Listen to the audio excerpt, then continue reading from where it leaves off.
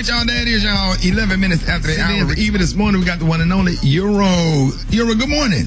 Good morning, Ricky. Here's a check of our front page news. The U.S. lost two civil rights icons this past weekend. Representative John Lewis and activist Reverend C.T. Vivian spent their lives fighting for racial justice and equality.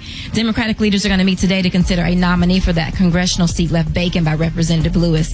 Coronavirus cases are still rising across 40 states in the U.S. The CDC updated its guidelines on when people can stop isolating after they've been exposed to COVID-19, and it's gone from 14 to 10 days.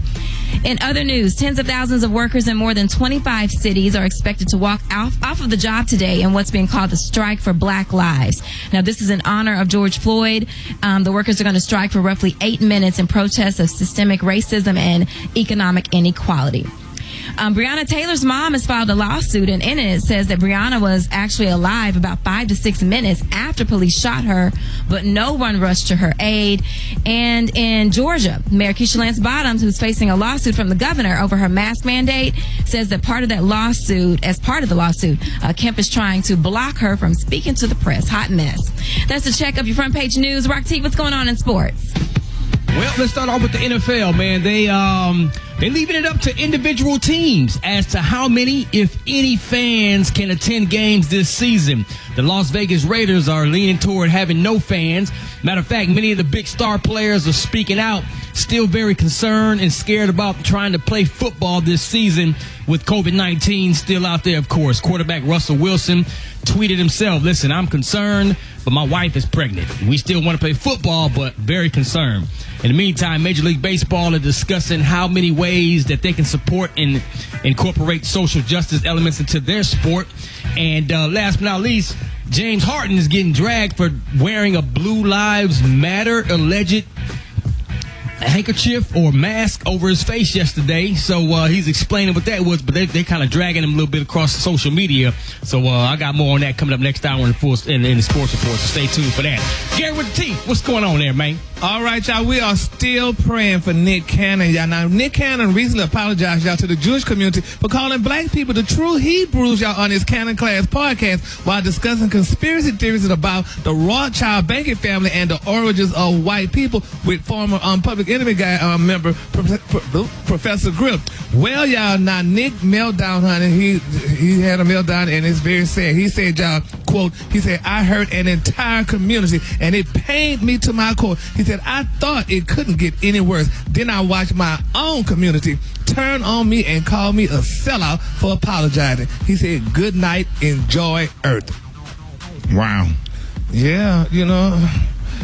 Yeah, that's pretty, like, damn if you do and damn if you don't. Exactly. I mean, bless his spirit, y'all. I mean, you know, he called himself trying to speak up for black people and stuff, and, you know, black people like, really?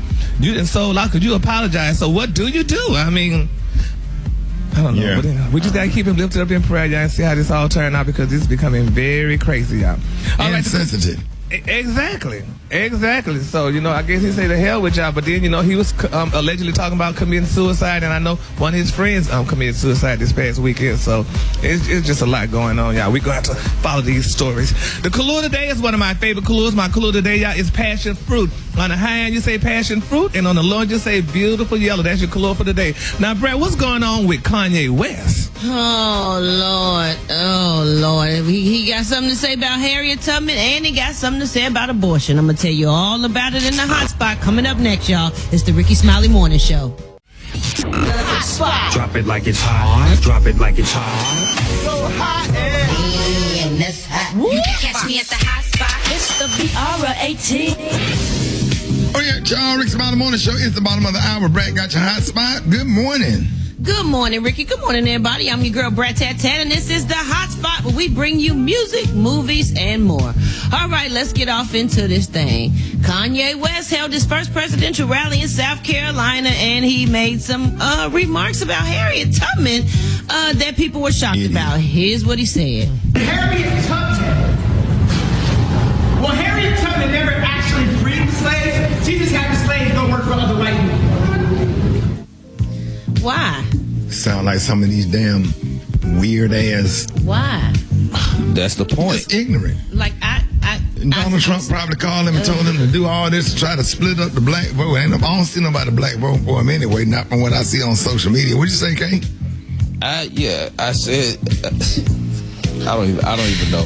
Just go ahead. Right. At this point, you don't even know what to say. There's nothing to say. You just hold your head and shake your head. Like, what is going on? Well, that's not it, y'all. He got emotional when he started talking about his stance on abortion. He teared up and said his mom saved his life because his dad wanted to abort him. Here's how that went. My mom saved my life. There would have been no Kanye West because my dad was too busy.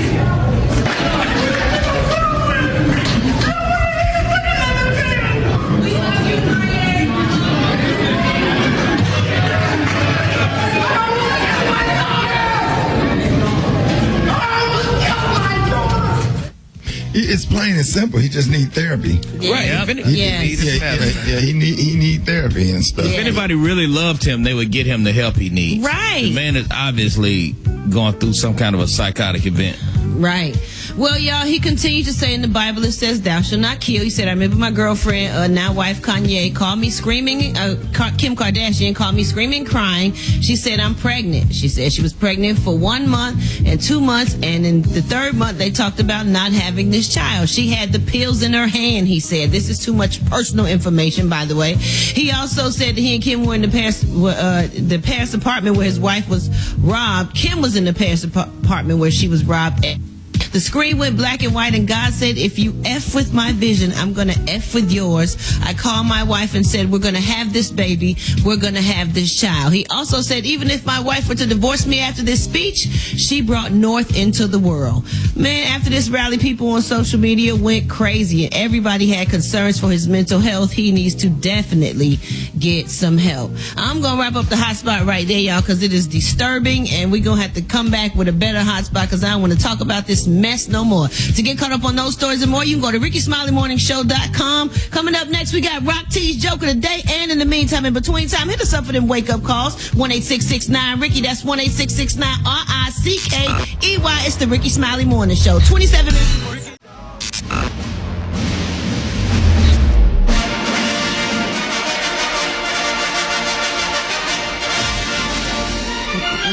Ladies and gentlemen, it's about that time. Rock T's Joke of the Day. I believe in you, Rock. All right, Rock, let's go, man. It's Monday. Let's set it off right. Why did the man put the rabbit on his head? Why? Because he had no hair.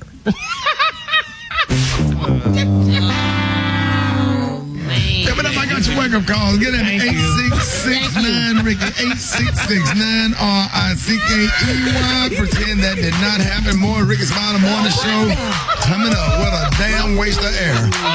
What a waste of air time and a waste of air. We'll never get them damn 30 seconds again. Hey, Rickey Smiley Morning Show. Hey, we got the one and only Dr. MJ Colley with our COVID-19 update. Dr. Colley, good morning. Good morning, Rickey Smiley, and all the Rickey Smiley Morning Show listeners. We have your Monday morning coronavirus, COVID-19 update.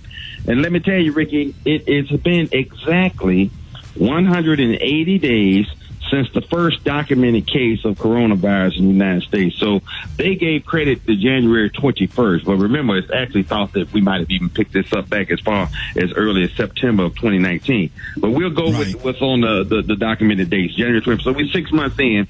So we went from one case to now 3.83 million cases, 143,000 deaths, including 512 deaths yesterday.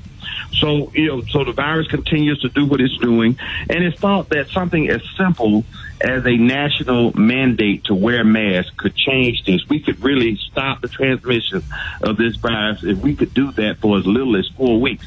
If we did it for as long as 12 weeks, we probably could eradicate the virus, but for as little as 4 weeks, we could probably stop transmission of the virus. Now, this is agreed upon by Dr. Robert Redfield. He's director of the CDC, as well as, of course, Dr. Fauci, who's head of the commission. So, this is a simple solution. And one thing I have to say, having traveled this weekend to a hot spot in Florida, I did observe inside the airport literally 100% compliance with mask wearing.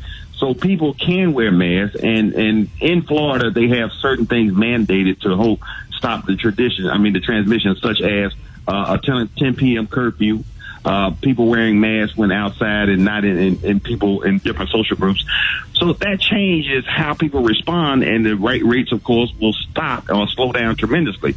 So this behavior can be adopted when you get some assistance from your public health officials and the government, and everybody's on the same page. So having observed that phenomenon, I don't want to wear a mask because it infringes on my personal right, that blows that out of the water. It shows that people will conform, people will respond in a positive way, and we can get this virus under control. Wow. All right, man. Absolutely, Dr. Cardi. I agree. I was sitting here having a conversation. I think wearing a mask infringes on your rights. You know, and people can agree. I said, well, what's the difference between that and a seatbelt law? I love that comparison, too, because everybody you said, when you're in your car, do you wear your seatbelts? And everybody reflexively says, well, yes, I do, because we know it saves lives. Well, if you know wearing a mask saves lives, then why not wear a mask? We cannot continue to politicize public health issues. We got to listen to the people that know what they're talking about and not the people who just say things that sound popular. Because this is a serious condition, and we don't have to be in the situation where we are. We're number one in the world. We have literally the worst response of any country that has dealt with this. People that you heard about initially, like Brazil, like Italy, have this under control now. In China, it's under control. So that's where we are, Ricky. I knew I shouldn't have had that conversation with him anyway, because when I looked down, his damn shoes was on the wrong feet. So I feel stupid for talking to him. Let's go to the phone. You on with Dr. Collier. Good morning.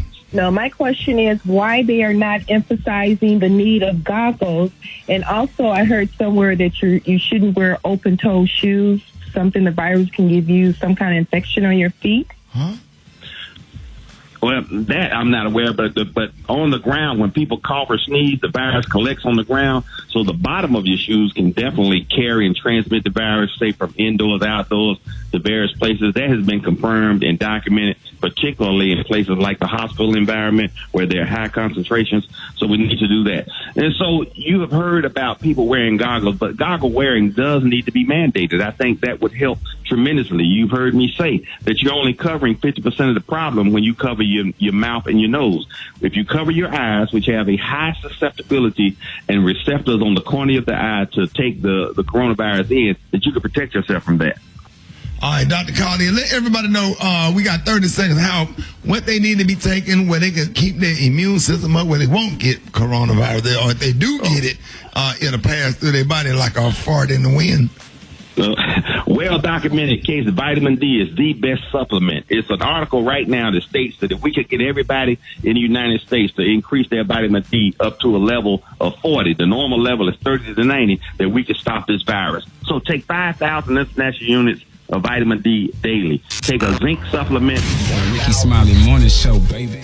All right, y'all, Rickey Smiley Morning Show, 14 minutes after the hour, y'all. Now, this morning, we are remembering the two civil rights icons that we lost Friday, Congressman John Lewis and Reverend C.T. Vivian.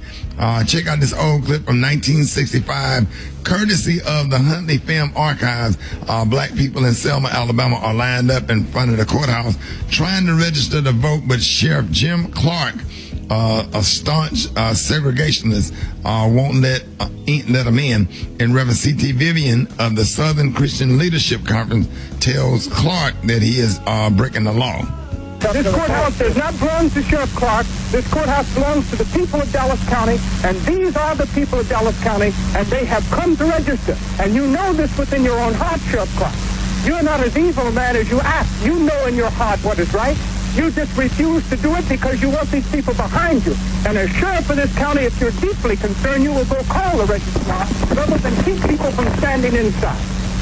What you're really trying to do is intimidate these people, and by making them stand in the raid, keep them from registering to vote.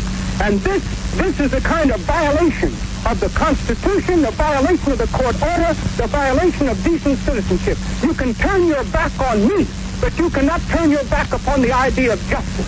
You can turn your back now and you can keep the club in your hand, but you cannot beat down justice. And we will register to vote because as citizens of these United States, we have the right to do it. Wow. And it's really sad. They will be missed.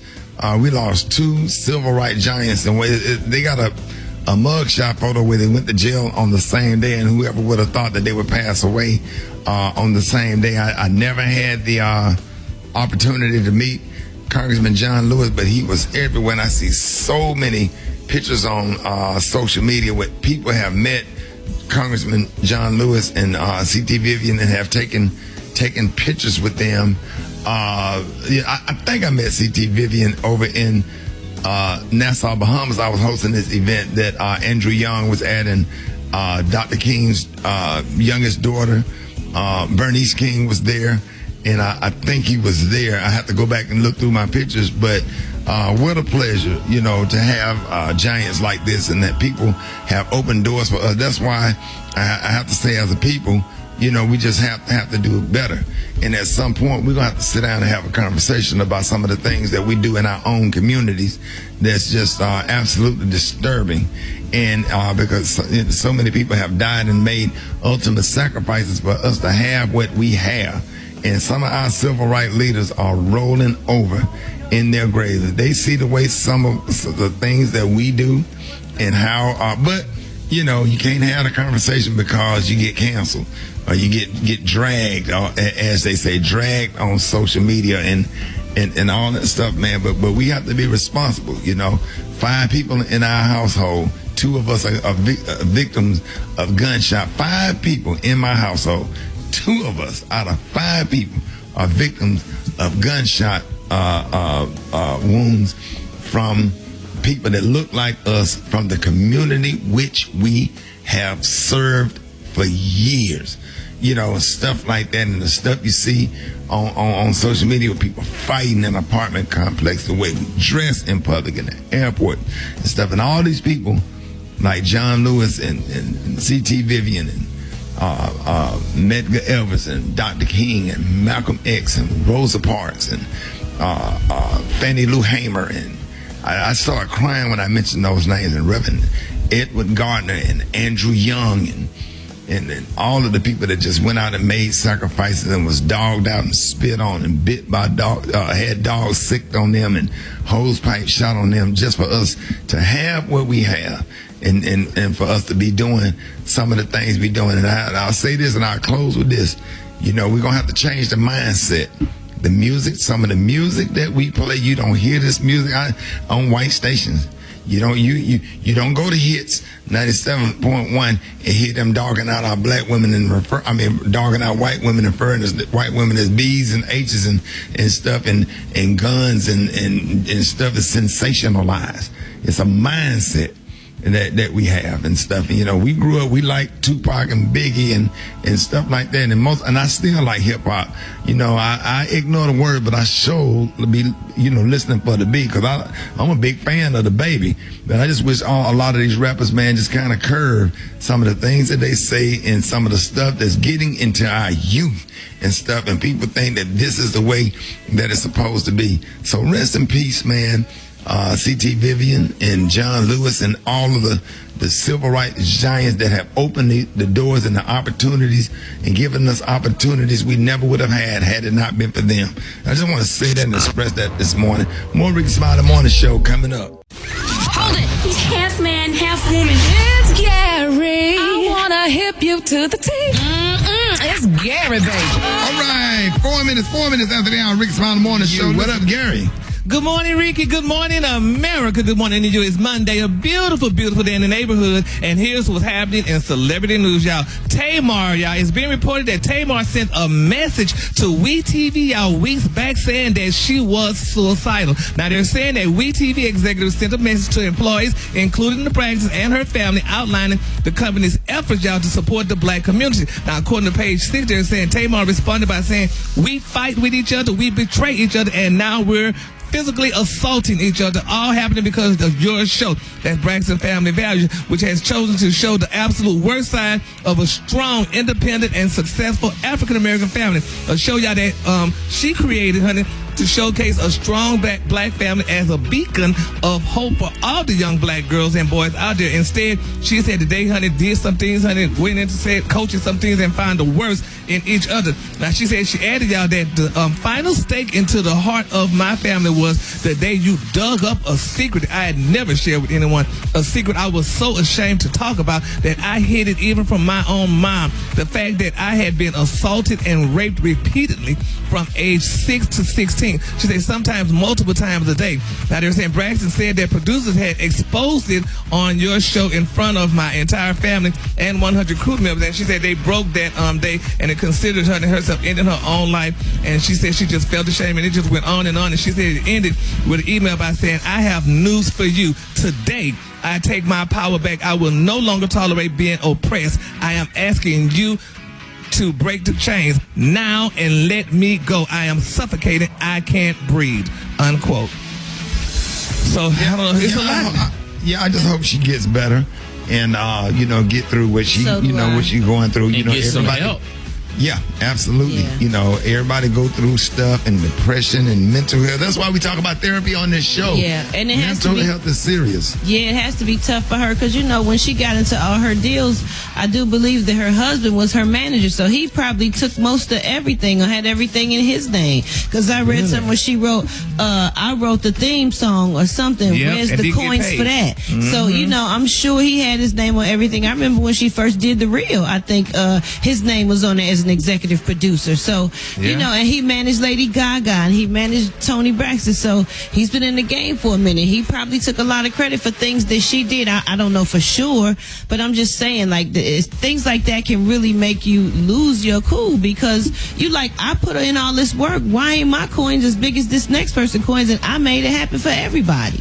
But I'm looking at what she said about being raped and all that. I don't think that can be fixed with the finances. I think at some point the therapy has to come in too, because if you're not well on the inside, then you can't handle all of that other stuff either. This is true. Anyway. Yep. This is true, but you only you don't tell them all your business. Huh? Nah, they found out some kind of way. They found out some kind of way, but if I didn't want them to know it, I'd have lied and denied. You ain't finna bring that up and have me. That's sad that they did that. I'm really disappointed if that's the way it happened. You know? Well, we're gonna keep all parties lifted in prayer, and hopefully, everything gets well, and the family get back together and everybody become one. All right, moving on. In other celebrity news, y'all, it's being reported now, y'all, that Nick Cannon's daytime talk show, honey, that was originally scheduled to premiere in October, is now being pushed back, y'all, to fall 2021. They said shortly after the news was announced on Friday, they say Nick took to his Twitter with some alarming tweets saying, quote, I hurt an entire community and it pained me to my core. I thought it couldn't get any worse. He said, then I watched my own community turn on me and call me a sellout for apologizing. Good night, enjoy Earth. Then he later added, y'all can have this planet, I'm out. So there you have that. So that is disappointing when everybody pile up, and even if you did feel that way, why attack him? He's already being attacked on one end. Right. I mean, damn. Now, what if he go and commit suicide and feel like the whole world coming down on him like that, or whatever, and stuff about his mental health? Sometimes people get in a predicament and they get in a little bit of trouble or controversy and they don't know what to do. Is that the time to attack,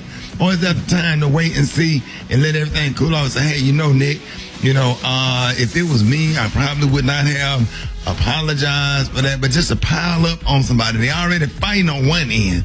We know what he meant. You know what I'm saying? And then all of a sudden, you just try to calm everything down or whatever, just where you can keep the job and keep the power and influence that you have. And then you get attacked by your own community who you provided content for and entertained all these years. I just, damn if you do and damn if you don't. But Rick, y'all know as entertainers, on y'all level, that people support you. A lot of times people follow you. That don't mean they support you. They following you just to see you fall, so they can be there when you fall, because that's human nature. People don't have good intentions just because they follow you, and that's what Nick's finding out. Yep. So but to do him like that is disheartening, and he provide wonderful content. My kids love Nick Cannon. All of our kids do, yeah, absolutely. I'm a big fan. Sit up there and watch Wildin' Out and everything he do, and he's just so happy. And if I watch his stand-up special, I really enjoyed it. And love his work. But people ain't gonna be perfect. all the time and say the right thing all the time. Nick Cannon is, you know, if he apologized and you don't know if that was his manager, his agent, and what he had on the line on the table that he had to apologize for. But, you know, he is a supporter of our community and do stuff and support, always supporting the cause and all that stuff, and you attack him. That's terrible. We are our own worst damn enemies sometimes. Yep.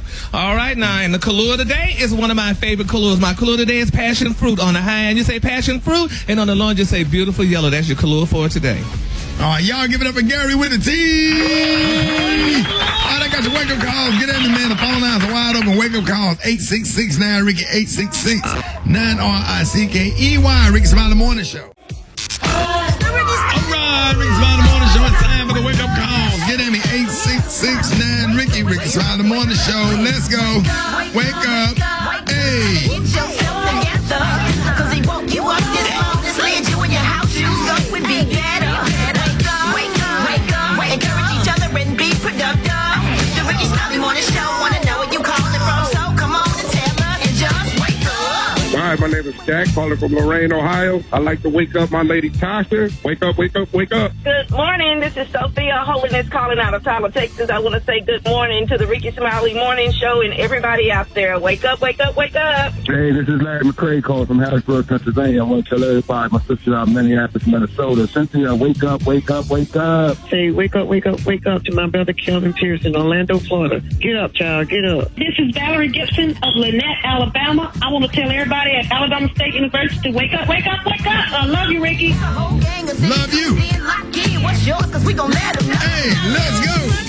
Wake up. Chattanooga, wake up. And Shreveport, wake up. Wake up, wake up, wake up. Where you at, Jackson? Wake up. Savannah, wake up. And Charleston, wake up. Wake up, wake up, wake up. All right, appreciate it, Brett. You welcome, Ricky. All right, come up, man. We got church in 60 seconds with Pastor Fred up next. Y'all give it up to show your love on the one and only Pastor Fred. Pastor Fred. So glad I'm here. So glad I'm here. Yes. So glad I'm here. I'm here in Jesus' name. Oh, I'm so glad I'm here. I'm so glad. I could be anywhere. You hear me? Oh, yes. Anywhere I could be. I was just with a loved one the other day, you know, and I was hanging around with them, and we were going to one of the supermarket stores there. But she walked out of the house, and I told her, you know, it's a blessing to be alive, to be able to go places. But I just want to know, why do you have to go there with pajama pants and slipper shoes on? Right. Time I pick you up. Right. I don't understand. Do you ever comb your hair to go anywhere? To the airport, to the store, everywhere you go. But let me tell you something, saints. When God has blessed you, I don't care if you have to go to Goodwill or a garage sale. You ought to do the best you can. Yeah. To look the best you can. That's right. You got to do what you gotta do. I don't care if you have to iron them jeans every day. I don't care if you have to go get 3 for $10 shirts. Look the best you can and do what you gotta do. It's time for us to stop looking raggedy. That's right. Time for us to stop looking toe down. Oh, yeah. God done blessed us. He brought us from a mighty long way. So I came to tell somebody, we gotta do better. We gotta do better. Follow me at the real Pastor Fred. I'm going down to Ross. Y'all give it up for Pastor Fred. We gotta do better. We gotta do better. I shot this was being bought by Ford. Hey, Black Tony, what's up, man? Why you not coming to work today, man? You gotta stop calling in. Hey, Shady, who said I want? But look, hey, what's up, Black? Hey, man, listen, man, bro, you gotta start being more responsible. Start coming to work like everybody else. Yeah. But look, you gotta read, do what my pastor said yesterday, Shady. You gotta redirect your focus. Shawty, your focus is on the future, is on the present, Shawty, and that's where you're going wrong. You got to think about the future. You talking too much about the present and the past, Shawty. That's all you talk about. All you talk about, Black Chunk, you ain't come to work yesterday, you ain't come to work yesterday, you ain't come to work last week, Shawty. Shawty, it's not about yesterday, Shawty. It's not about the day, Shawty. You need to listen to the word, but it's about the future. That's what it's about, Shawty. It's about the future. It's all about the future, Shawty.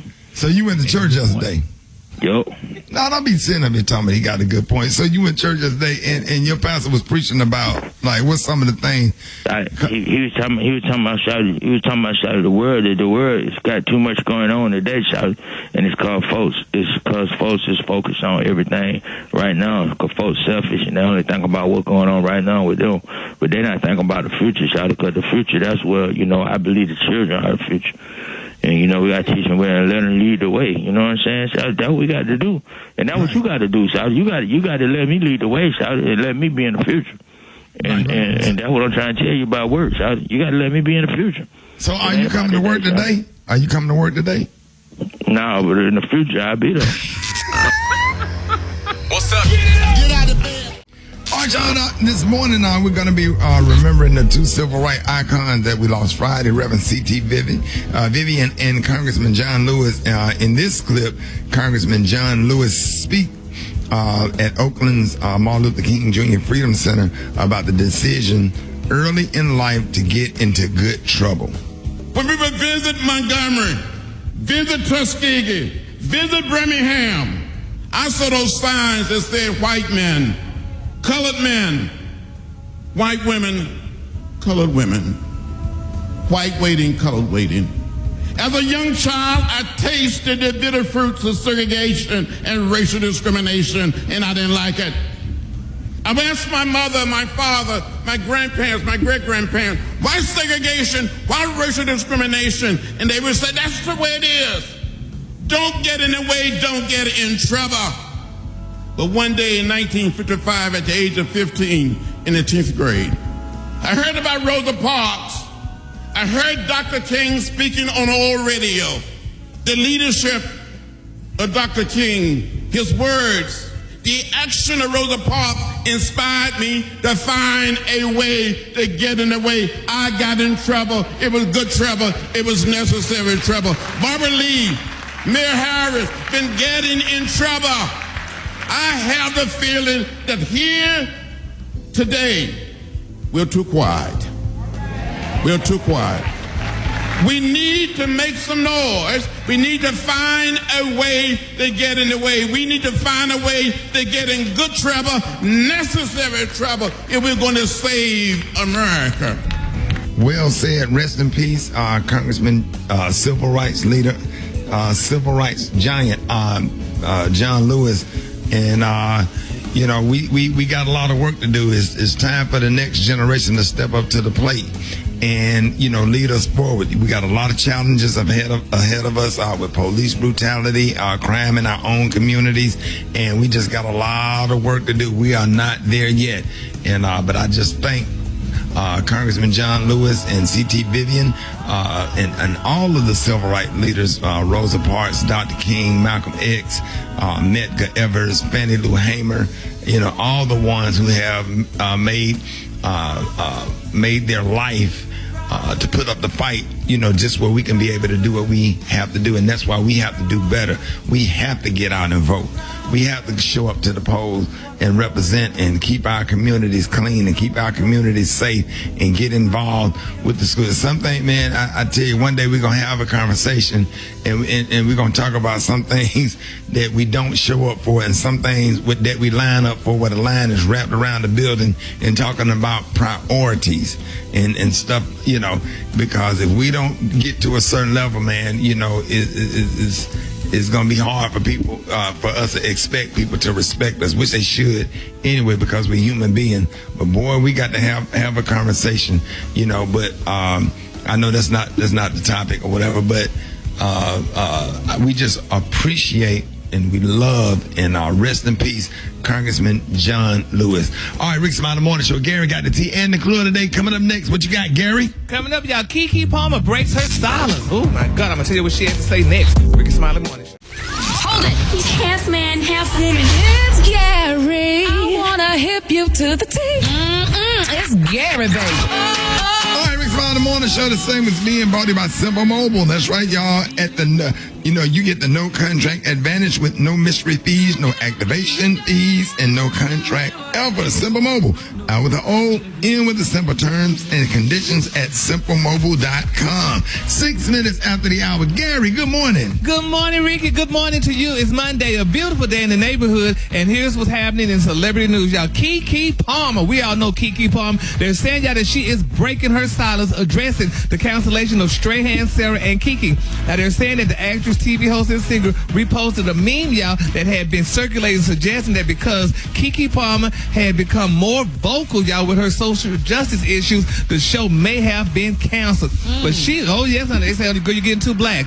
But she said, let me tell y'all, I want to speak on this simple because, honey, I hate the narrative that if you speak your mind as a black person, that you will in some way be punished. I have seen this going around, and at first, honey, I ignored, but in this climate, she said, I realize this is a dangerous message to send to our generation and the generation coming up. If anything, my speaking out showed the corporation that I work with how important my voice is and how that has a POV. And she also wanted to say, y'all, that, certain things were down in her contract, and the reality is that she had never signed with SSK, y'all, as one would a seasonal show. She said, this business is dynamic, and instead of thinking of me as a series regular, see me as a brand that works with the corporation Disney, ABC News, and this particular show that I was on is no longer. So she said she said that ain't happened, but a lot of people say, And then she did speak to black, y'all. That was very offensive, y'all, to Michael, because Michael was married to a European woman, and he dated a lot of European women. Oh, so, I don't think that mattered, Gary. Well, I don't know, Brad. That mattered it. I don't know. Because, honey, people get offended easily nowadays and stuff. And, when you sitting here being too black and hit this The show was good, and I don't understand it getting canceled. It was better than some of the other shows that it compete against. Yeah, they put another show on to replace it during the COVID and whatever. And then they kept them and put them off. So I don't know, but maybe who knows? They're kicking everybody off TV. They kick off me and Ray J. Oh hell, y'all ain't never got on good. But then you got to also remember too, Ricky. This was a network. You was on the network? Huh? Y'all was on the network? You know who radio station we on, right? Yeah, you sure was. Yeah. Yeah, they still Gary. You don't want that phone call. But it's just, Ricky, I think a lot of it to do with the talent too, because I mean, you have Sarah and Keke and Michael and what have you, and then you have you and Ray. It's kind of different. So it's just, I don't know. You said me and Ray J ain't talented together. Yeah, but no. It was very interesting though, but nevertheless, honey, y'all showed it lasted for a season, right? We did 2 seasons. We got picked back up. Y'all got picked back up, and they dropped big in Africa. And in Africa, it is big in Ghana and Nigeria. And not the whole continent, just like they got picked up and dropped, but nevertheless though, y'all did get a check, so at least you did get a check to at least talk about it. So we ain't mad at you, honey. Ain't nobody mad, but who? The devil. All right, moving on in other celebrity news, y'all. One current and 10 former employees, y'all, are claiming that Ellen DeGeneres, y'all, creates a toxic environment on her infamous show, y'all. They're saying, y'all, according to the BuzzFeed, they said that, honey, Ellen got that be kind message, and they said, but baby, she's a true witch, honey. A lot of people complaining about her, honey, saying it is not good to work with her, and they're saying people, honey, filing lawsuits and people quitting the show and stuff or whatever. But you know what? I can believe that. Goodness. This is the same thing that came out before, but we was like, this can't be true. She's so nice. She seems so I've heard that a lot, Brad. Yeah. I've read a lot about that. Yes, they say, honey, Maybe just because y'all hear that don't mean it's true, because you know how people lie. The minute you say no to something, say no to somebody. Yeah. You're the worst person in the world. Exactly. There's probably a couple of people that she was mad at, or something happened, and they still dragging it out because they want everybody to hate her. You can't come in my dressing room and tell me all your problems because I'm trying to focus. Oh, she mean, she arrogant. Yeah. Well, tell me then if y'all believe this, then it's being reported. I don't know if it's a divorce on the horizon or what, but it's being reported that Beyonce did not like her wedding dress. Now, a lot of us didn't get a chance to see the wedding because hell, it was so secretive or whatever and stuff and what have you. But now it's coming out saying that she did not like her wedding dress. So a lot of people saying that may be a reason probably why her and Jay-Z may be about to divorce or what have you. And that was 23 years ago. But it was 23 years ago, but still, they still saying it. But didn't Miss Tina make her dress? That's why she didn't like it. They say, honey, Miss Tina made the dress. And they said she was afraid to tell Miss Tina about the dress, that she didn't like it. And honey, why would she be talking about that now? Well, that's a what does good that got to do question. with a divorce? That's a good question. Yeah. That's all a good question. But honey, I feel bad though, honey, because they say, and I saw the pictures of the dress. The dress wasn't cute. They said it was from the house of Darion too, and you know that wasn't a real good look. I mean, it was a look, but it was something man, back then. But nevertheless, honey, they're saying that Beyonce did not like her dress 10 years ago. I mean, I think it's about 13 years ago. She's been unhappy ever since. She's been unhappy since, but they say she did not want to hurt Miss Tina's feelings by telling her about it. That's why Solange wasn't having her mama to make her dress and stuff, because she wasn't about to go through all that mess. She divorced anyway, so. Yeah, well, yeah, she should have, but we just got to I wonder who made Shirley Caesar dress on the Stella Awards when she wore that the dress of the Tooth Fairy. I can't think of it.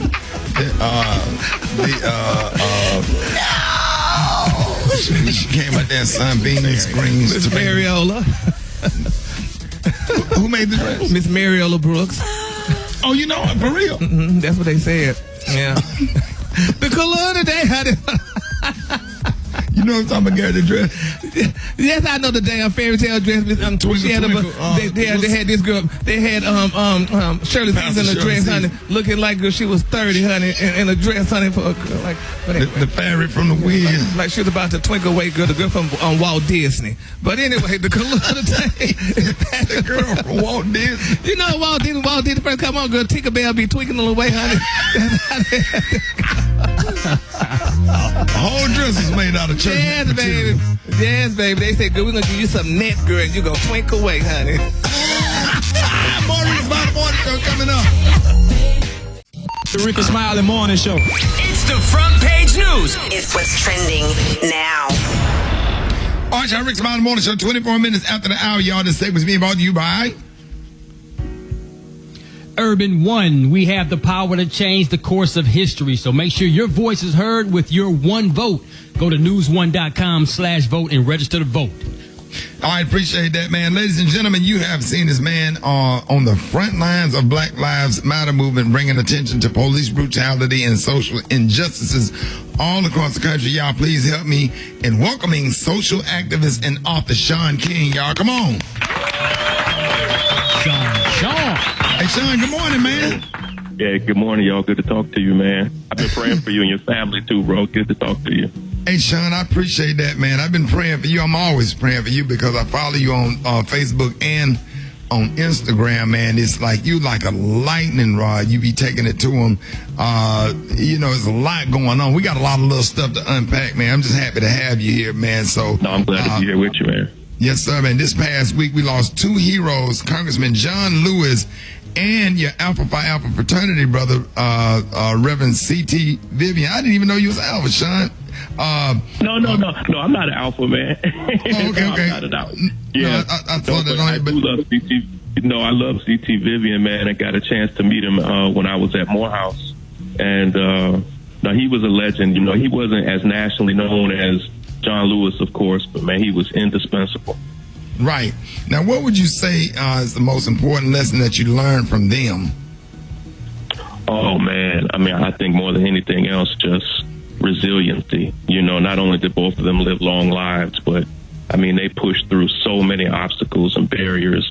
Both of those men were beaten on multiple occasions, protesting and demonstrating for our civil rights before I was even born, but they faced so many obstacles, just kept pushing through that, man. I mean, I learned lessons that they told me explicitly, but literally watching their lives. These are men that just push through so many challenges, push through controversies, and they lived consistently, literally until the day they died. And both role models for all of us, just in terms of how we stick through whatever we're facing, continue to also stand with young people. Both of them, C.T. Vivian and John Lewis, mentored young people literally until the last weeks of their lives. And right. I hope to do the same thing, man.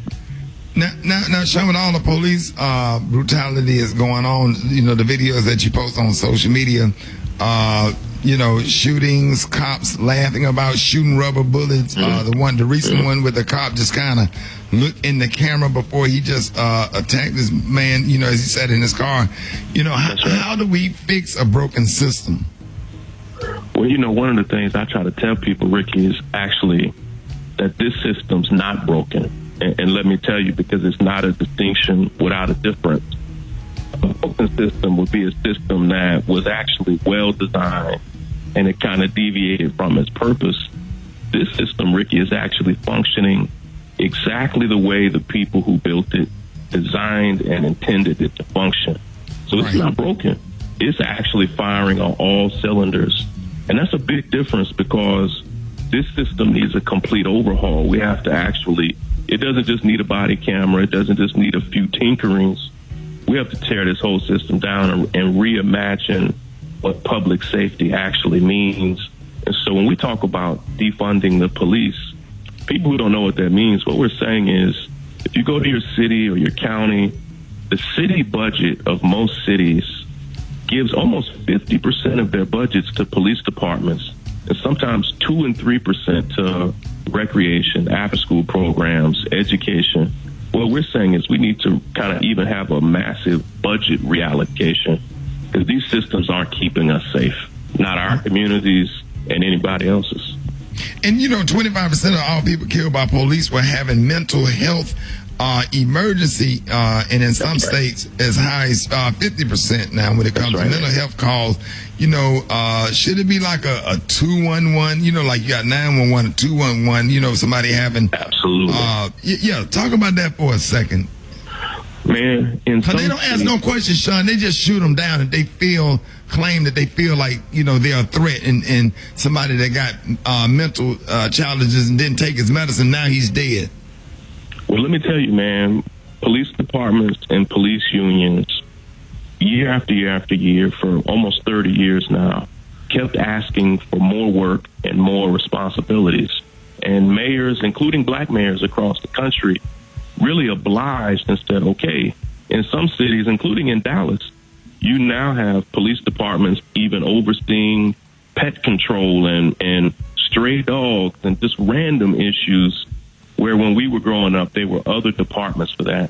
So right now, if you call 911 and your loved one is having a mental health crisis, and in some cities, over 40% of all 911 calls are about mental health emergencies.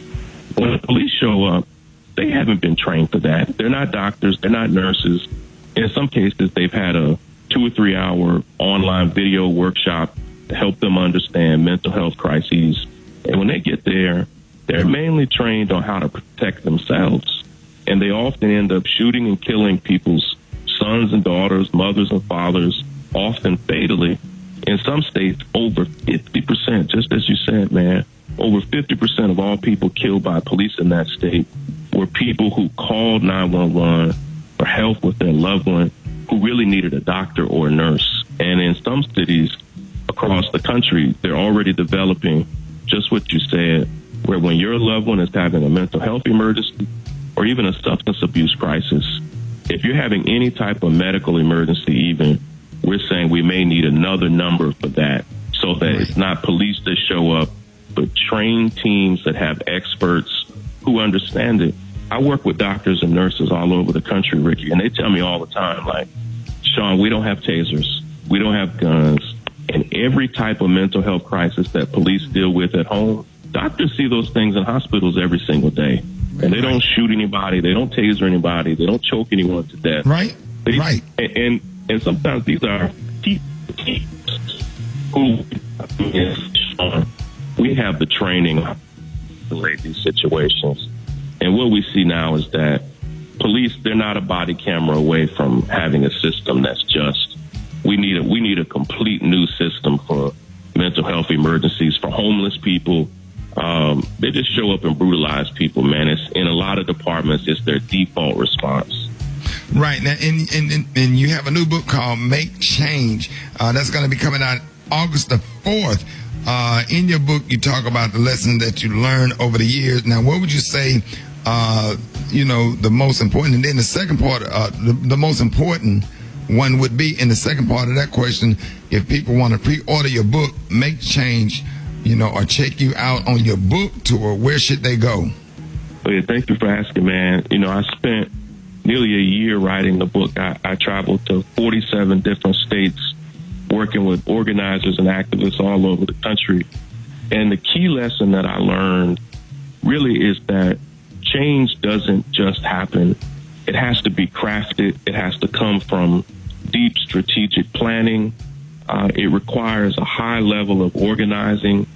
And if we're not highly organized and don't have strategies that really meet the complexity of the problem, nothing will change. So we can march as we should march. We can demonstrate as we should.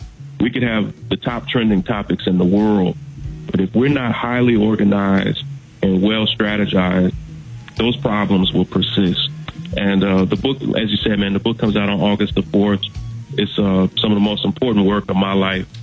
People can buy it now at any bookseller. They can pre-order it, or they can go straight to makechangebook.com. makechangebook.com. Hey, Sean, man, you know you're welcome to come on anytime. I love having you on the show. I follow you on Instagram. If y'all are not following, hey, you know what, Sean, I love when you post all those videos and then you come back the next day where the person has been fired for being racist. Well, we're trying to hold them responsible the best we can. I hate that that's how we've got to do it. Yeah, you got to film. Just imagine all the stuff that didn't get filmed in the 80s, in the 70s, and the 60s. Mm-hmm. That's right, man. I mean, so we have to use whatever tools we have. And here's the thing. All of us, yourself included, Ricky, we're too influential to just sit by and let this stuff happen on our watch. And so we got to call it out however we can, organize the best way that we can, and keep fighting back. And I'm seeing some victories across the country, not just getting people fired. I'm seeing some laws change, some policies reverse. Right. Gotta keep on pushing. Yeah, man. There it is, man. Proud of you, man. Morehouse graduate. We absolutely love you and support you. Make sure y'all pre-order your new book by Sean King. It's called Make Change. It's going to be coming out August the 4th. And he's going to be, go to his Instagram. And you can see the book tour dates. I will definitely be standing in line myself. I'm so excited, man. Thank you so much. And all of your hard work. Yes, sir, man. We love you. And be safe, man. Absolutely. Yeah, take care, everybody. Yeah, same to you, man. Ladies and gentlemen, y'all give it up for Sean King.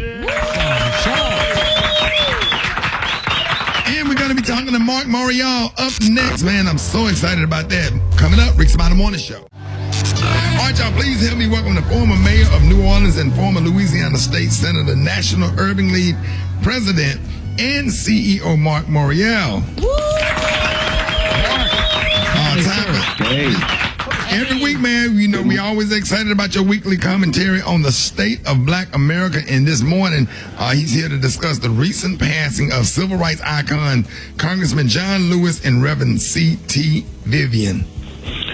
Yeah, and good morning, Rickey Smiley, and good morning to the Rickey Smiley Morning Show. So two icons, two great civil rights icons, John Lewis and C.T. Vivian, went home over the last few days. Let me tell you something about John Lewis. Troy, Alabama. Give it up for Troy, Alabama. Yes, sir. The third of 10 children. Graduate of an HBCU, Fisk University, and one of the 13 original Freedom Riders way back in the early 1960s. This man was a lifelong warrior for civil rights. C.T. Vivian, born in Boonville, Missouri. Boonville, I know, Ricky, you know where that is. Yes, sir. And also, he moved on up to Macomb, Illinois, and became one of Martin Luther King's trusted confidants. But here's what we need to focus on with the loss of John Lewis and C.T. Vivian. John Lewis represented this young generation. He was the young guy in the 1960s, pushing, shoving, demanding a seat at the table, and actually spoke at the March on Washington. And some of the words he wanted to share were actually cut out because people thought they were too controversial. But importantly, John Lewis, like so many in that generation, was an activist who became a politician. 1980, the Atlanta City Council. 1986, a member of Congress. But he never lost his spirit of activism. C.T. Vivian was, at times, the executive director of the Southern Christian Leadership Conference. So he was the one in the trench organizing, raising money, putting coalitions together. These were talented, brilliant men. Now, John Lewis, how can we honor John Lewis's legacy? Some have said, let's rename the Edmund Pettus Bridge. Some have even said, let's rename Peachtree Avenue in Atlanta. But I think beyond that, or even in addition to some of those things, what we need to do is demand that Congress pass a new Voting Rights Act. It was in 1965 on the Edmund Pettus Bridge that leading a peaceful protest, John Lewis was beaten. He was beaten unmercifully with a scar that remained till the day he died. In 2013, the Supreme Court knocked a hole in that Voting Rights Act and eliminated federal oversight of southern states. It has been a disaster. It has led to voter purges, voter ID, voter suppression. It's let the fox literally come out and swamp the voting system. We have to fix that. And I think Congress should get off of its seat. And it's mainly the Senate. It's not the House. The House has passed a new voting rights bill. It's the United States Senate, which once again, Ricky, is holding up a new Voting Rights Act. So if we want to pay honor to the great John Lewis, we can pay honor to him with the John Lewis Voting Rights Act, which is now pending and which will take our advocacy to put into place. John Lewis also should be an inspiration to all young Black Lives Matter protesters, because he went to the plaza in Washington, D.C. to show solidarity with that movement, but mostly because he was a young activist.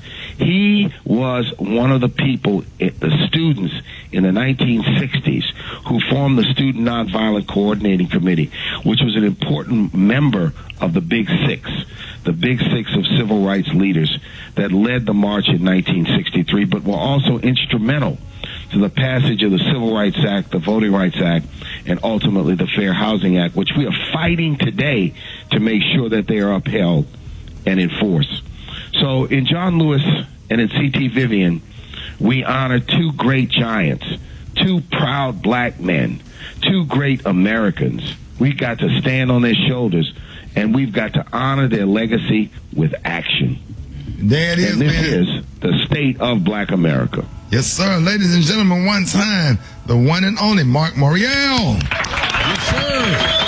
Thank you, man. Have a great day. Hey, we'll see you next week. Yes, Thank sir. 9 minutes after the hour, y'all. Tony Braxton, do what you need to do with the remix. She said she got that little Elvis twist in that brat. Oh, lemonade. Get to that part. I live. Refreshing drink. I live. Life is full. I've traveled each and every part of the world. Still there. I don't know if that was that Elvis or Tina Turner. Was that little poodle in there? What was that? Lemonade. Eddie Murphy's delirious. Like a refreshing drink. Elvis, we gotta win this race. We gotta win the race. What you say? Hit that part again, Brad. I live. I live. Life is full. I've traveled each and every part of the world. How you gonna make me laugh? Keep going back. Go. Anything. Just one more time. I swear, why ain't she doing it? He said, I live. What, Brad? I live. Life is full. I've traveled each and every part of the world. Excuse me. I gotta win the race. Lemonade. Like a refreshing drink. Man, stop, Brad. Come on. All right. It's about that time. It's Man Law Monday. Man Law Monday right here, Rickey Smiley Morning Show, 11 minutes after the hour. I'm literally crying. Yeah, put on this Max. Here you go, Special K. Maxwell. Yeah. Why do you choose Maxwell for Man Law Mondays? Man, because this the song this need to be your theme song. If you commit any of these man law violations, this need to be the song that play every time you walk into a room. This music just need to come from the heavens. And I did man law. And I did see I did see two dudes on a paddle boat yesterday, and the dude in the front was not operating his paddle, but the dude in the back was paddling the boat. and he was the dude in front of leaned back a little bit. I said, that is definitely a man law violation, because if you're on a paddle boat with another dude, you got to paddle. You got to paddle, dog. You just can't. The minute you stop paddling, it gets kind of awkward. That's the least. That's the least you can do. It depends on the understanding. Yeah. And here's another man law. Let's go ahead down this list. Man law, you do not look your barber straight in his eyes when he's lining the front of your hair up. Man, just close your eyes. Oh, bro, that'd be so awkward. Close your eyes. Do not look down at your phone, man. Yeah, y'all can't lock eyes when he lining the front of your hair up, man. You can't do that. If you at home, so awkward. That edge up be awkward, man. Front, man. And go on. Especially if you got one of the barbers that get too close. Going to the side, bro. Too close. Yeah, he's about 6 inches from your face, and you can feel his breath. You can feel his nose breath. That's like, man, if I can feel your nose breath, you way too close to my face. Right. All right, so you cannot text another grown man with a text that has these 2 words, hey, you. You can't text another dude, be like, hey, you. No. You cannot do it. No. Hey, you. Or you can't respond with the letter K only. If you driving with another dude, if you driving and you got another dude in the passenger seat, you cannot reach over to get something out the glove box if your arm gonna brush against his knee or his thigh. Or go between his legs. Say, hey, man, can you hand me them Wendy's napkins? No. Yeah, just let him hand it to you. Why we always have either Wendy's or Krispy Kreme napkins in the glove compartment? Everybody in New York driving in your car right now, look in your glove compartment. I bet them damn napkins either Wendy's or Krispy Kreme. Oh, them little cheap White Castle ones. Them brown ones from Quick Trip. Them brown ones from Quick Trip. That's what I got about 30 of them in mine right now. If you getting off the phone with another grown man, you cannot say bye-bye. You either just hang up or just be like, all right then. All right. That's it. All right. That's it. Holla at you, something like that. You can't say bye-bye. You say peace, you can't say bye-bye.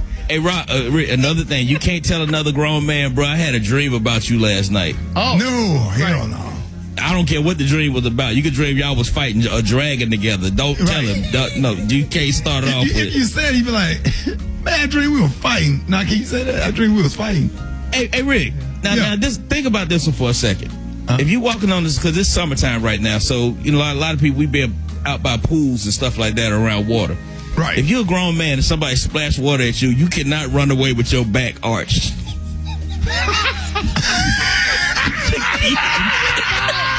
Don't arch the back. You can run away. You cannot arch your back to keep from getting wet. Like, bruh, just get wet, man. Just come on. Yeah, get rid of it. But run straight, but you can't arch them and like, Yeah, you can't pull your shoulder blades together. Like, if you pull your shoulder blades together, come on, man, you can't do that. If you're at Home Depot or something like that, you cannot ask another male employee something stupid. Right. Hey, man, do y'all sell paint? Like, bruh, come on. Now, when you saying that one time, all of us, we had that morning show thing, you fix Hollywood plate. Exactly. Yep. We remember that one. Man law. Okay. Didn't nobody say, hey, Rock, what was we? Yeah. That was in St. Louis? St. Louis. Yeah. Shout out to Hot 104. Okay, but there has to be a context to that. We had some Reds barbecue. There has to be some context to that. We had Hollywood was sick. He couldn't, or he was working. He wasn't that sick. He was there. I don't give a damn. You can't do that. No. He couldn't come to the event. We was sharing a room. Why you let Brett or Beyonce make a Hollywood plate? That's right. I was offended by that. I called him and I said, "Hey man, we at the place. You want me to bring you some food back?" No. That's how I said. I didn't say, "Do you want me to fix you a plate?" No, that's not what happened, Kate. They catered. Yeah. What did we have, Rock? It was sweetie pies, man. Oh, we had sweetie pies. Yes. It was Good sweetie food. pies. And I said, "Do you want me to bring you some food back?"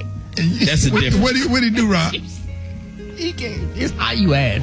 He said, "Yeah, Hollywood." That's first of all. You said Hollywood. You didn't say bro. Yeah. What did take us through it, Rock? What happened? Can I? Would you like me to bring you a plate back? That's not what I said. I said it very hard. I said, "Hey, dog, you want some food?" It don't matter how hard it is. You still fix him a plate with a napkin on top of it and brought it to him.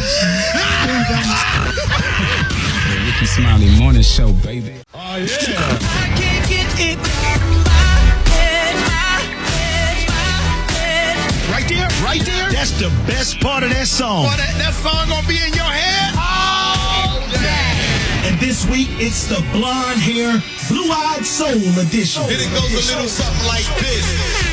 Hey, man. Hey, listen, I dare y'all. If people dare me, man, I got one for you. Hey, let me tell y'all ladies something. If your guy, your man, your husband, your boyfriend, if he don't play this for you, he don't like you, boy. Y'all didn't think I was going to go right here. This is one of my all-time favorites right here. Steve Perry, listen to this short solo. He going to kill this. Check this out. Lying beside you, here in the dark, feeling your heart with mine. Softly you whisper. Boy, listen here. Open arms. That damn Last American Virgin. Yeah. Come on. Man, that dude sold all his stuff to hit that girl, abort that baby, only for her to go back to that dude. I sat on that couch. Me and my grandmama cried. Boy, what? Last American Virgin. What? I swear, man, the Last American Virgin made that girl, man, I lost my faith. I ain't been the same since I saw that. But don't watch that movie. If you watch Last American Virgin, you gonna think, well, how's that gonna affect you, Kay? You watch Last American Virgin. Man, it's just gonna make you want to go back to when you was 15 and just swallow a bottle of Flintstone vitamins and wash it down with some old English 800s. I like that song. That song hit me so hard because I was that lame dude in that movie. That was me in high school. And I actually wrote the lyrics to that song out and gave it to the girl in the letter that I wanted to go with me. And she showed it to all her friends, and I got laughed at for like a whole week. Listen, man. I wrote the lyrics out. Y'all need to go watch Last American Virgin, man. Man, this dude did this girl like dirty, right? So this dude that always liked her, he said, hey, man, she said, I can't keep this baby. I'm in high school or whatever. He went and he had just got his apartment, man. He sold his stereo equipment and all that kind of stuff. Sold his rims. Took her to the clinic. Yeah, and took her to the clinic, went through everything they went through and stuff and made sure she was comfortable. And man, he finally got the girl of his dreams. And he went to a party one night and walked through the party and went back in that kitchen, and she was with the same dude. And they was hugging. And what's his name? His name was Mike. His name was Mike, and he sold scalp tickets. He was an older guy. He was out of high school, and he sold scalp tickets. And she was kissing that dude, man. And that dude turned around and walked out that party, and he was driving home, and this song came on. I looked over there, man. My grandma had took her glasses off, and she was sitting over there fanning herself. My grandmama started crying. My grandma had took out one of them damn Benson and Hedges and cracked open that Pabst Blue ribbon. She said, Rick, I'm going to go sit on the porch. This here, why you sit up here got me watching this here? My grandma went and sat on the porch, man. I sat on the couch and cried, man. I went to bed, man. I don't know why I played that. It's just... Yeah. Gary, what did it remind you of? You never heard that song? Rick, I ain't never heard this, and I'm like, I get off the radio. You never heard Open Arms? No, I ain't heard Open Arms. It's not like it's a cardinal sin. Hell, I ain't never heard it. It is a cardinal sin if you ain't heard One that. of the top 10 love ballads of all time. If it was all time. We ain't played that in Port Arthur. Like it ain't nobody but Diana Ross and Patti LaBelle. It's some that did some and stuff. y'all grown ass men, how y'all crying and all this stuff behind the Last you ain't seen American Virgin. Last American Virgin? No, I just saw Soldier Story for the first time yesterday. Y'all didn't have HBO and Cinemax when you We sure did not. Y'all done had a $1 movie theater? I don't know. Well, we had that, but it wasn't at no movie theater. Hell, It no was land. in the movie. Are you crazy? Well, Brad, have you seen Last American Virgin? Absolutely not. Thank you, Brad. God, Hell, I ain't y'all never need to- seen it. Ricky, we older than them. I mean, Yeah, y'all older than us. I Yeah. grew up No, in we're church. not. My grandmama No, we didn't ain't go older to than the Gary. movies. Yeah, man. You had that little box, man. HBO was 4 and then Cinemax was 20. Yes, sir. No, see. I got some more for y'all, man, for the rest of the week, y'all. The Blue Eyed Soul, man. More Rickey Smiley Morning Show coming up and the front page. News headlines. Entertainment. Sports. It's the front page on the Rickey Smiley Morning Show. All right, Rickey Smiley Morning Show 20. We got the one and only Euro, good morning. Good morning. Got a check of your front page news. Now, we've been talking about the weekend loss of two great civil rights icons this past weekend. Representative John Lewis passed away at the age of 80 after his battle with cancer, and Reverend C.T. Vivian died of natural causes at the age of 95. Coronavirus cases are still rising across 40 states in the U.S. Now, the CDC has updated its guidance on when people can stop isolating after they've been exposed to COVID-19. Instead of 14 days, it's now 10. Congress is going to start negotiations today on another coronavirus relief package. And starting this week, guys, major retailers are not going to let you enter their stores without a mask. This includes Walmart, CVS, and Kroger. The mask rule for Target is set to start on August the 1st. Now, in other news, Black Lives Matter protests have been happening in Portland, Oregon for over 50 days now. Trump sent in federal troops into the city, and now the mayor is blasting the federal government for making matters worse. An investigation is being called for after unidentified agents in camouflage were grabbing people off the streets and arresting them without warning or explanation. Another major protest is also happening today. Thousands of workers in more than 25 cities are going to walk off the job for roughly 8 minutes today in what's being called a strike for Black Lives. The workers cross many industries, including fast food, airports, delivery services, and nursing homes, where blacks make up a large portion of the workforce. That's a check of your headline news. Rockford Turner, what you got going on in sports? Appreciate that, Euromika. Oh, wow. Rockford Turner. Wow, Rockford. What you call him, Euro? Rockford Turner. That's better than what it is. You said what, Gary? That's better than what it really is. There it is. The NFL, man, is leaving it up to individual teams as to how many, if any, fans can attend games this season. The Las Vegas Raiders are leaning towards having no fans at all.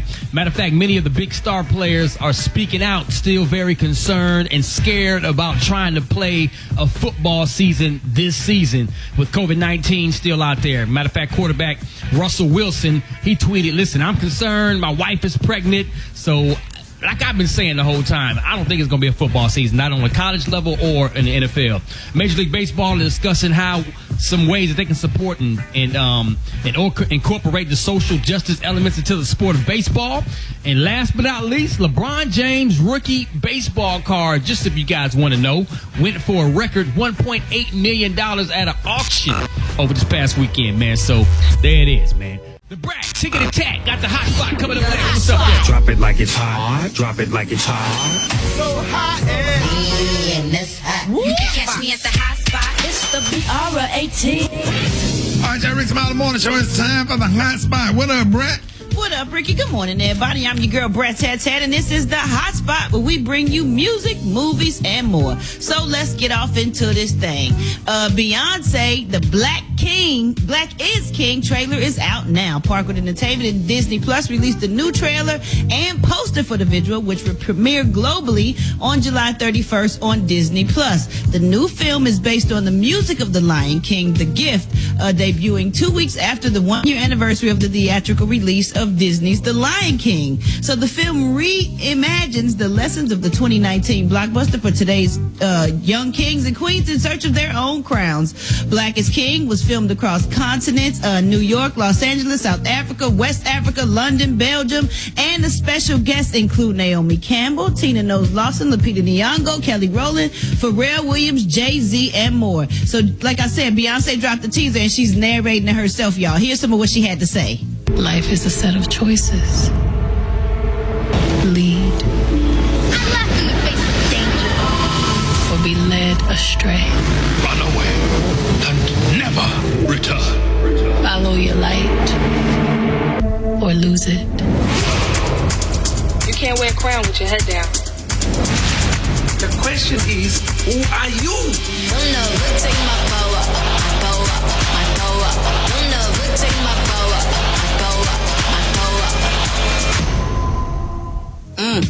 Nice. Yeah, that was kind of jamming. It really, that beat at the end brought it on home for me. I can't wait to see that. Y'all don't forget to catch that when it dropped. All right, y'all. Big Sean, he's opened up about the passing of his ex-fiancee, Naya Rivera. He wrote on Instagram Friday, "Rest in peace, Naya. God bless your soul. Thank you for blessing us all with your talent and presence. You are a hero, not just because of how you saved your son, also because of the barriers you knocked down for so many people to make them feel confident in themselves and to stand tall and be proud when they couldn't achieve that on their own. I appreciate and cherish everything that ever happened between us for making me wiser and a better person. I'm still grieving and in shock. I can't believe this is real. I'm praying for you and your family. I know you're watching over them and protecting them. Rest in peace, Naya." That was absolutely sweet. They began dating in 2013 and then they got engaged and then they split up in 2014. So prayers still go out to her and her family and all of her loved ones. All right, y'all. Last but not least, is August Alsina starting to capitalize more from his entanglement with Jada Pinkett Smith? Well, y'all, he did an interview with Vulture magazine, and I think Vulture's a magazine. Yeah. Anyway, he agreed that he and Jada were in an entanglement, darling. He said, "I don't know why that word is such an issue. I would agree with Jada. If you look up the definition of entanglement, it is a complex and difficult relationship, and it was exactly that." So what he do? He wrote a song about it with Rick Ross. Like to hear? Here it go. Definition of entanglement. It's when you tangle in the sheets. Girl, I know that we don't call it a relationship, but you still with me. Entanglements is when you tangle in the sheets. Entanglements is when you tangle up with me. Entanglements is when you get in the sheets. Tangle up with me. Tangle up with me. Oh, wow. So, yeah. What y'all think about that? I mean, I don't feel sorry for him no more.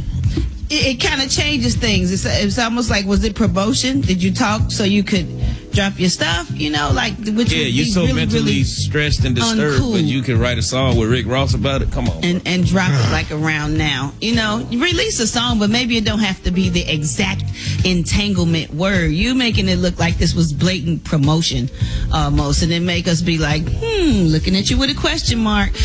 Anyway, y'all, that's gonna wrap up the hot spot for today. Coming up next, we got Chef Kurt Boudreaux with them quarantine cuisines, and we got the praise mixed down with the White Stone. The time now is, what time is it, Ricky? 28 minutes before the top of the hour? Yep, it's the Rickey Smiley Morning Show, y'all. Don't go nowhere. All right, y'all, it's time for quarantine cooking with Chef Kurt Boudreaux. What up, Kurt? Good morning, guys. How y'all doing? Hey, man, good morning. How you feeling, man?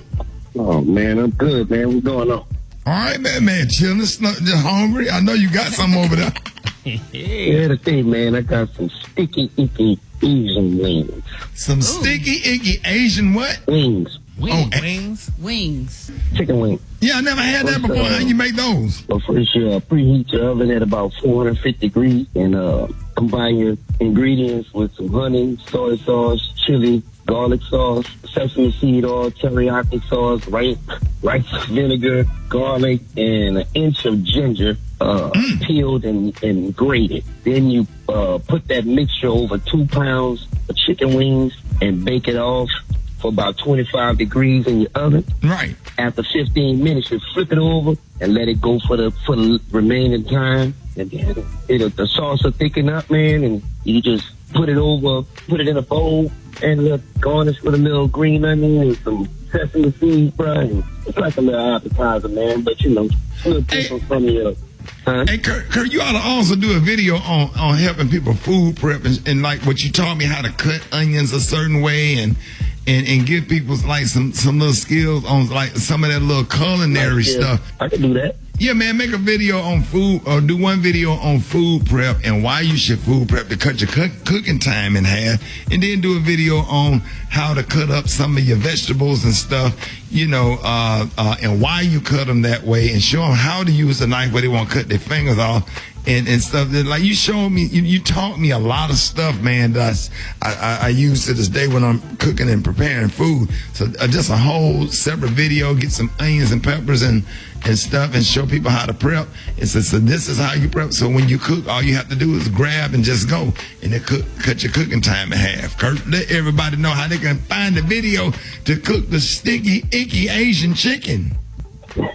All right, man. You can find this video on Rickey Smiley Official. You also follow me on Facebook at Boudreaux Catering and Instagram, Chef_Boudreaux1. There it is. Y'all give it up for Chef Kurt Boudreaux.